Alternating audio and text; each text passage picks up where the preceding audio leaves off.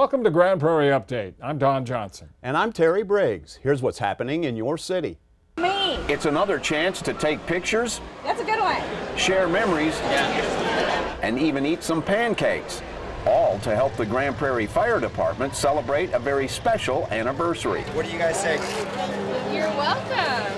2017 marks 100 years since the founding of the GPFD, and it hosted its second public open house of the year to honor the occasion at Fire Station number 10.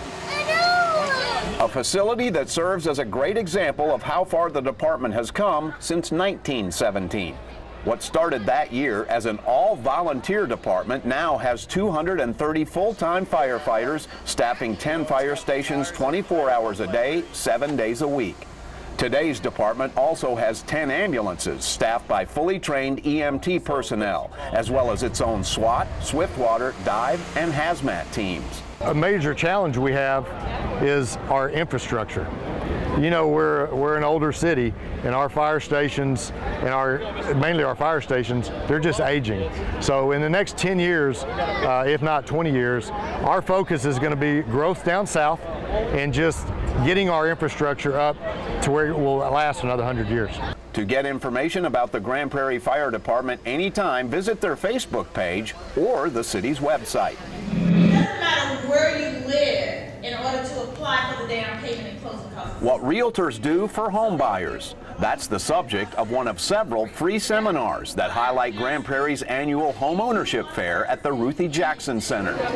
The free annual family-friendly event is put on by the city's Housing and Neighborhood Services Department and open to anyone who wants an opportunity to meet any of the dozens of local experts who are on hand to give advice about the many different aspects involved in buying or owning a home. It's also a great way for the city's Housing and Neighborhood Services staff to get the word out about the many programs they offer.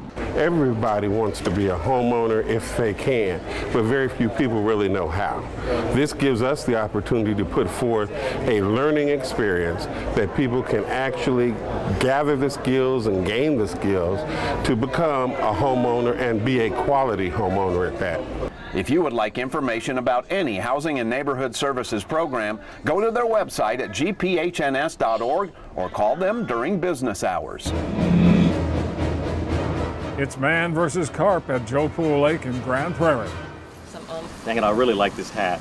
The man is Mark Hawkeye Lewis, the morning host at FM country radio station 96.3 KSCS. With loaves of bread attached to his body, Hawkeye is going to swim across the carp-infested lagoon of the Lynn Creek Marina. It's all to shame Olympic swimmer Michael Phelps for his recent TV stunt. Earlier this summer, the summer of 2017, Michael Phelps was going to take on a shark in Shark Week, and then people were disappointed with him, some CGI thing, and people didn't get to see man versus nature. So I thought, you know what, we can do this. And I've been out to this marina at Lynn Creek Park for many, many years, and I know what it's like with the carp. I thought, if I had a suit of bread, could I swim in that with the carp in there? So at high noon, Hawkeye and his bread suit waded into the lagoon. Oh, they see him. Look at those mouths open, ready to go. Oh, my Lord. Hawkeye wore his special suit. Yes, he did. What are you feeling, Hawkeye? Well, nothing yet. I think I scared off the fish, so I got to kind of prime the pump here and let him know I'm okay. Unfortunately, after a few nibbles, the carp pretty much ignored the man and his loaves. After several more minutes of trying to coax the fish, the bread suit started dissolving, and that put an end to the showdown. Now, Hawkeye, are you ready to apologize to Michael Phelps? Well, I mean, I attempted to get in the water. He didn't do that, so. No, you didn't attempt to get in the water. You got in the water. I got in the sir. water. I totally got in the water with the bread suit, which is very buoyant, by the way. No word if Lewis wants a rematch, but the carp would probably go for it. Overgrown tree limbs are causing headaches in some parts of Grand Prairie. The low-hanging limbs put lives in danger by delaying first responders, and they can damage emergency vehicles.